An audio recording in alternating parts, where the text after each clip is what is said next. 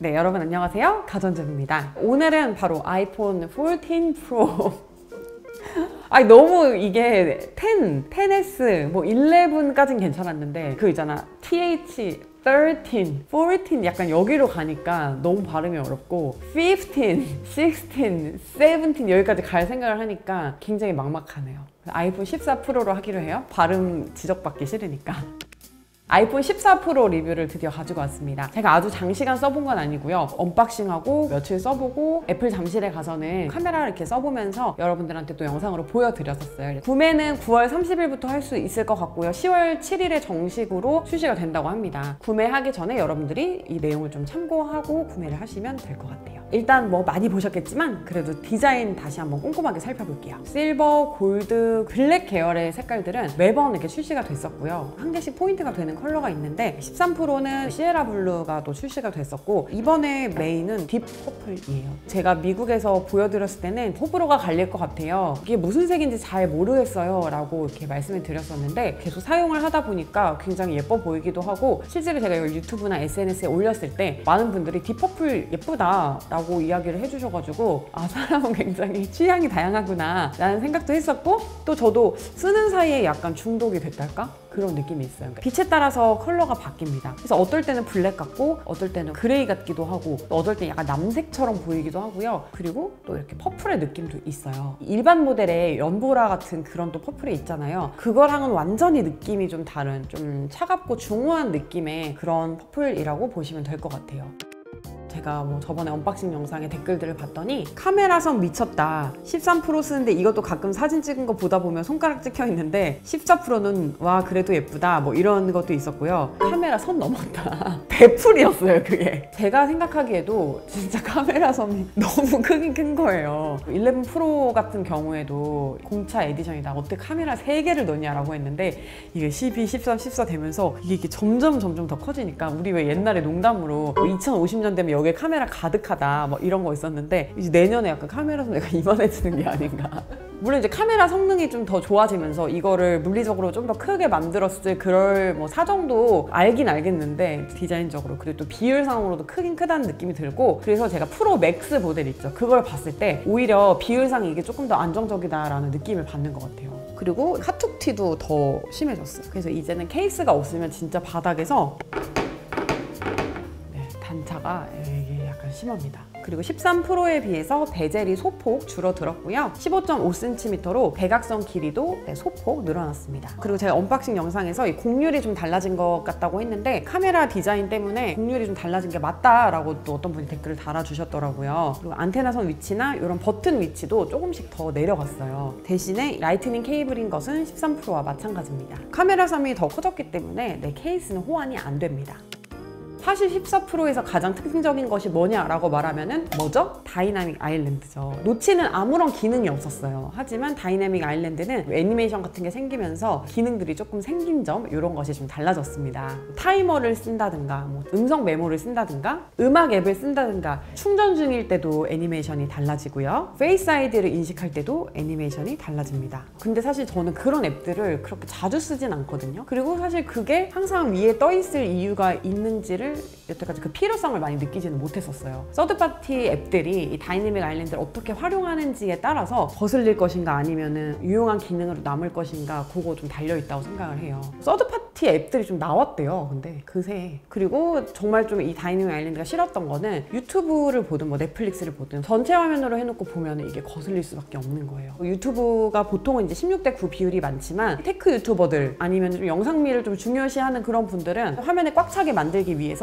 2:1 비율로 영상을 많이 촬영을 한단 말이에요. 근데 그때는 이게 그냥 노치처럼 생겨버리니까는 영상 감상이 많은 분들에게는 이 다이내믹 아일랜드가 더 많이 거슬릴 수 있을 것 같아요. 그리고 진짜 조금 그런 건 뭐냐면은 사실 애플이 뭘 하나 만들면 잘 안 바꾸잖아요. 아이폰 10이 나오면서 이제 노치의 시대가 열렸는데 그게 벌써 2017년이에요. 아이폰 10, 10S, 11, 12 설 때까지 5년 동안 지금 노치를 울거먹었단 말이에요. 그러면 이 다이내믹 아일랜드는 앞으로 5년을 더 갈 것인가, 이게 좀 궁금해지네요. 결국에는 스마트폰 디스플레이의 목표는 펀치홀을 없애고 풀 화면을 만드는 거일 거란 말이에요. 삼성이나 중국 브랜드들은 이제 그런 걸 벌써 하고 있는 기업들이 있고요. 그러니까 그게 무슨 느낌이냐면 내연기관차를 타다가 전기차로 넘어간 그런 느낌이에요. 근데 이거는 뭐냐, 내연기관차를 타고 있었는데 전기차로 넘어갈 줄 알았는데 하이브리드로 간 것 같은 그런 느낌이에요. 그러면 애플에서 펀치홀에 방해 없는 깨끗한 스크린을 보는 거는 앞으로 조금 더 먼 일이겠다라는 그런 예측이 생기는 거죠.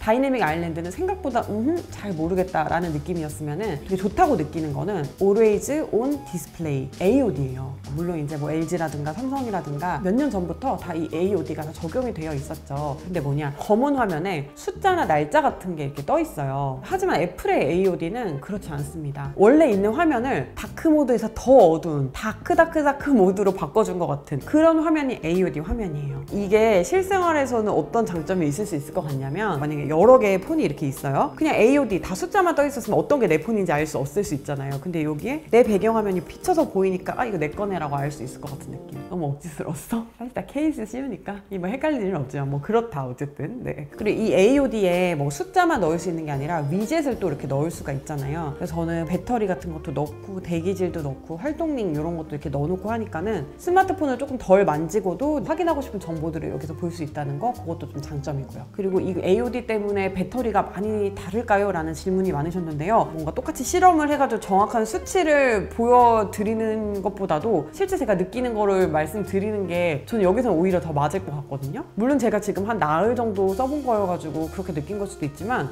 배터리 빨리 닳는다는 느낌 아니었어요. A16 바이오닉 칩 때문인지 아니면은 LTPO가 뭔가 더 개선이 되어가지고 전력이 더 좋아진 건지, 또 가변 주사율이잖아요. AOD 상태일 때 이게 1Hz까지 주사율이 낮아진다고 해요. 이런 것들로 인해서 AOD임에도 불구하고 배터리 빨리 닳는 느낌은 잘 없었습니다. 그러면 디자인은 오히려 카메라가 더 커져가지고 안 예뻐진 것 같기도 하고, 화면도 이렇게 다이내믹 아일랜드가 생겨가지고 오히려 더 거슬리는 거면, 그러면 이전작을 쓰던 사람들은 14%로 굳이 갈 이유가 없겠네요? 라고 물어보면은 이게 굉장히 애매한데 카메라가 더 좋아졌어요. 그러니까 이게 이 마약 같은 애플놈들이 이거를 끊지 못하게 뭔가 이렇게 자꾸 당근을 조금씩 주는 느낌이에요. 12%에서 13%로 넘어간 사람들한테 줬던 당근은 120Hz의 프로모션, 시네마틱, 그리고 뭐 조금씩 더 개선된 카메라, 이런 거였을 것 같은데, 이번에 13%에서 14%로 넘어갈 이유를 달라라고 하면은 다이내믹 아일랜드, AOD, 액션 모드, 그리고 조금 더 개선된 카메라, 이런 식으로 뭔가 막 확 바꿀 만큼 막 엄청 좋아진 건 아니지만 그래도 저런 것도 있네, 신제품 한번 써보고 싶다, 이런 마음이 들게끔 이렇게 찔끔찔끔씩 이렇게 약간 매력을 흘리고 있어요. 카메라를 보면은 센서가 조금씩 다 커지고 이러면서 사진이 조금 더 밝아졌고요. 4800만 화소가 뭐 들어간다라고 하는데 스펙상으로는 그런데 실제로 써봤을 때도 좋을까라고 이렇게 생각을 해보면 뭔가 색감이 좀 달라졌습니다. 13%랑 비교를 해보자면 전면 카메라는 좀 더 뭔가 연두색이 조금 더 빠진 느낌이에요. 파란색이 조금 더 많아진 느낌? 그런 느낌이 있고요. 후면 카메라도 마찬가지로 색깔이 다릅니다. 때때로는 후면보다 전면 카메라가 더 카메라가 좋아야 된다라는 생각을 하는데, 혼자 뭐 셀피를 찍거나 아니면 스마트폰으로 유튜브를 찍거나 이럴 때 전면 카메라를 진짜 많이 쓰게 돼요. 왜냐면 모니터링을 하면서 쓸 수 있으니까 전면 카메라가 조금 더 많이 좋아진 느낌을 받았어요. 이거 두 개 다 HDR 켜놓고 찍은 건데 이 하늘 찍은 거 보면은 확실히 다이내믹 레인지가 조금 다른 걸 느끼실 거예요. 그리고 또 전면에 이번에 오토포커스가 도입이 됐다고 하는데, 이전작에서도 전면에 오토포커스가 없어가지고 포커스가 나가거나 이런 적 별로 없었거든요. 그래서 크게 이게 장점이라고 느끼지는 못했어요. 그리고 이 액션 모드 같은 경우에는 저는 이거 괜찮다고 생각을 했는데, 솔직히 제가 이걸 처음에 테스트를 할 때는 실내에서 했어요. 그랬더니 빛이 부족하다고 나오는 거예요. 빛이 부족해도 뭐 괜찮지 않을까라고 찍었는데 이게 좀 노이즈가 많이 생기더라고요. 실제로 이거 별 사용을 좀 잘 못할 수도 있지 않을까라고 생각을 했는데 밝은 데서 찍어보니까는 쓸만하더라고요. 그래서 저는 더 이상 스마트폰 짐벌이 필요 없다라는 느낌을 받았어요. 그리고 이번에 새로운 화각이 생겼죠. 2배 줌이 이제 새로 생겼어요. 단순히 이제 크롭을 하는 거이기는 해요. 뭐 2배 렌즈가 뭐 따로 달리거나 그런 건 아닌데요. 근데 저는 이게 생각보다 굉장히 유용했어요. 왜냐면 내가 여기 있는 거리에서 이걸 조금 더 가깝게 찍고 싶다라고 생각을 하고 3배 줌을 딱 하잖아요. 그럼 너무 확대가 되는 경우가 많았어요. 근데 이게 2배 줌이 딱 생기니까는 좀 가깝게 찍고 싶다라고 생각을 했을 때 딱 바로 선택이 되는 거예요. 이 2배 줌을 되게 생각보다 더 많이 쓰게 되더라고요. 그리고 이번엔 프로 모델에만 A16 바이오닉 칩셋이 들어갔습니다. 그리고 일반 모델에는 이전 작과 똑같이 A15가 들어갔습니다. 이 두 개가 뭐 그렇게 큰 차이가 뭐 없는 거 아니냐, 점만 찍고 왔다, 포토닉 엔진만 여기 따로 넣었다, 뭐 이런 말들이 있는데 긱벤치 돌린 거 보면은 성능 차이가 좀 나기는 하더라고요. 그런데 저처럼 이걸로 뭐 게임을 하지도 않고 그냥 이거 그냥 정말 카메라처럼 쓰고 뭐 SNS 하고 유튜브 보고 이 정도로 썼을 때는 A13을 쓰나 A16을 쓰나 저는 그 차이도 뭐 그렇게 크게 많이 느껴지지는 않을 것 같기는 해요.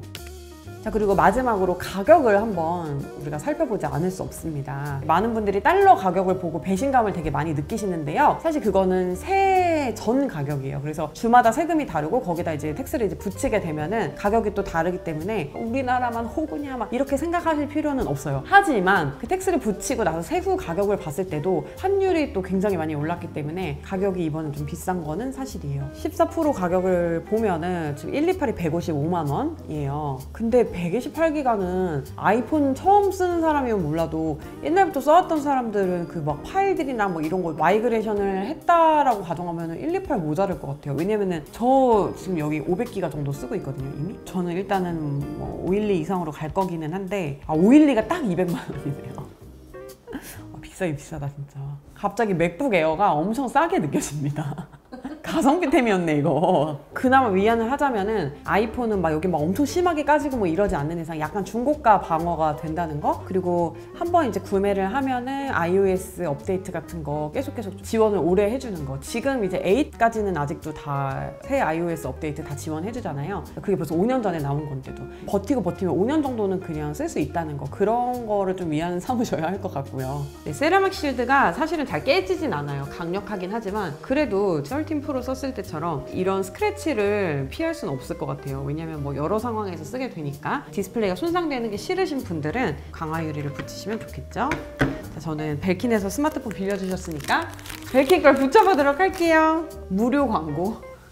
그래서 벨킨 거는 이렇게 딱 맞게 나오죠. 1번은 딱 벗겨놓은 다음에 이렇게 쫙 당기면 사이즈가 맞아요. 딱 붙이고 쫙 이렇게 해준 다음에 2번을 싹 벗겨내시면, 눌러주면 이 기포는 곧 빠집니다. 진짜 붙이기 쉽죠? 예전에 이거 매장 가서 붙이고 그랬는데 그냥 집에서도 손쉽게 붙일 수 있어요. 이게 스크린포스 울트라 글래스 트리티드 스크린 프로텍터 2배 더 강한 건데 얇아가지고 그렇게 크게 뭐 거슬리지 않죠? 벨킨 3인원 충전기에 뿅!